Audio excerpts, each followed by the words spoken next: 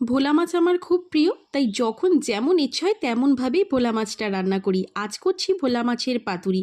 মাছে নুন হলুদ মাখিয়ে রেখেছি, কলা পাতা সাঁতলে নিয়েছি, এদিকে আলু কুচি, পেঁয়াজ কুচি, লবণ, হলুদ, লঙ্কার গুঁড়ো, সর্ষের তেল দিয়ে ভালোভাবে পেঁয়াজ এবং আলুটাকে মাখিয়ে নিয়েছি। খুব ভালোভাবে মাখিয়ে নিতে হবে যতক্ষণ না পর্যন্ত আলু এবং পেঁয়াজটা নরম হয়ে যাচ্ছে। এর ওপর থেকে দিয়ে দিলাম হালকা একটু সর্ষে বাটা দিয়ে একটু মাখিয়ে নিয়ে দিয়ে দিলাম ভোলা মাছ দুটি। ভোলা মাছগুলো দিয়ে ভালোভাবে একটু ম্যারিনেট করে কিছু সময় রাখলাম। তারপরেই প্রথম লেয়ারটাই দেবো আমি আলু পেঁয়াজের, এরপরে দিয়ে দেবো মাছ, এবার মাছের ওপর থেকে দিয়ে দেবো আবারও আলু পেঁয়াজের লেপ। ব্যাস, এইবার আমি কলা পাতাটা ভালোভাবে মুড়ে নেব।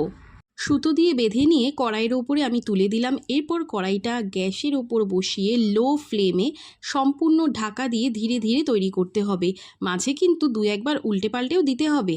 নাও, পাতুরি রেডি হয়ে গেছে। এবার এটাকে কাটিং করে তোমাদেরকে দেখাই ভেতরে জিনিসটা ঠিক কীরকম হয়েছে। আশা করছি তোমাদের খুব ভালো লাগবে। এই দেখো, ভোলা মাছের পাতুরি কিন্তু রেডি হয়ে গেছে। এই রকম পাতুরি আর সঙ্গে গরম ভাত, ব্যাস আর কিচ্ছুটি লাগবে না গো। তো চলো, আজকের ভিডিওটি কেমন লেগেছে অবশ্যই আমাকে কমেন্টে জানিও। আর যদি ভিডিওটি ভালো লেগে থাকে আমাকে সাপোর্ট করো।